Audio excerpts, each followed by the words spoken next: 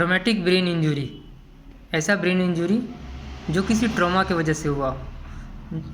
जैसे किसी का एक्सीडेंट हो गया हो और ब्रेन में चोट लग गया हो, या फिर चोट किसी भी तरीके से ब्रेन के अंदर में लगा हो, उसको बोलते हैं ट्रॉमेटिक ब्रेन इंजरी। और ऐसे पेशेंट में पेशेंट जो है वो अनकॉन्शियस हो जाता है या फिर कभी कभी कोमा में चले जाता है। तो अनकॉन्शियस पेशेंट के लिए, कोमा के पेशेंट के लिए एक थेरेपी होता है जिसका नाम होता है कोमा स्टिमुलेशन थेरेपी। इस थेरेपी के करने से ब्रेन एक्टिवेट होता है,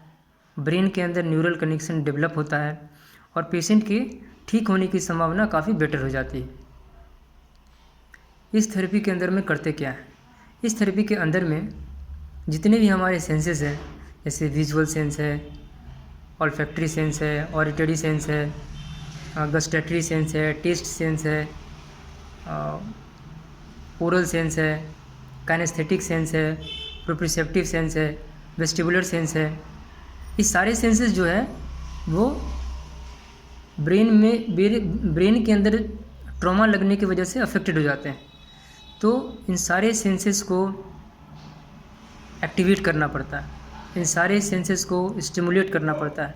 और जैसे ही इनका स्टिमुलेशन होता है ब्रेन को एक एक्टिवेशन मिलता है, ब्रेन एक्टिवेट होता है और ब्रेन के अंदर में न्यूरल कनेक्शन डेवलप होता है, जिससे कि पेशेंट को कोमा से रिटर्न होने में हेल्प मिलता है और पेशेंट का रिकवरी बेटर होता है। तो ऐसे पेशेंट जो अनकॉन्शियस हैं या फिर कोमा में हैं, तो इन पेशेंट के लिए ये टेक्निक जो है वो काफ़ी बेनिफिशियल होगा, क्योंकि इससे ब्रेन के अंदर में न्यूरल कनेक्शन डेवलप होता है, पेशेंट का अवेयरनेस, ओरिएंटेशन वापस आता है और पेशेंट के रिकवरी होने की संभावना काफ़ी बेटर हो जाती है।